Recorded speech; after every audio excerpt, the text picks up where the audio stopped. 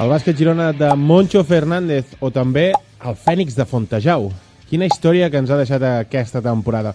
El bàsquet Girona va acabar el 2014 coer, amb problemes i semblava que amb poques solucions. I a les 2 setmanes de l'arribada de Moncho l'equip va canviar, de dalt a baix. L'energia dels jugadors amb la que surten a partit és totalment diferent i aquest mateix equip era el pitjor en els primers períodes. Tothom té el rol molt clar, tothom sap que el moviment de pilota és vital i tothom té els peus a terra perquè no deixen de lluitar fins que no sona la botzina. Ningú baixa els braços. Ha tornat la parella exterior de Juan i Iroegbu, Maxi continua brillant sempre primer en defensa, la posició de 4 és la que balla i el 5, Juan Fernández, és l'estela a seguir. La seva versatilitat ajuda a l'equip a jugar ràpid i amb espai.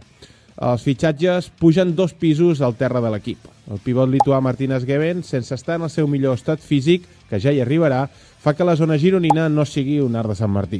Pep Busquets equilibra les tasques dels exteriors, no necessita pilota, juga molt bé les esquenes i suma en un exterior de 2 metres per defensar. 3 victòries en el 2025. Líders de l'ACB amb 3 victòries i més 31 de diferència empatat amb l'Unicaja de Màlaga, si la Lliga hagués començat aquest 2025. Ara bé, peus a terra, que queda molta Lliga i les matemàtiques, com he dit en episodis anteriors, no són definitives. A gaudir del Fènix de Fontejau.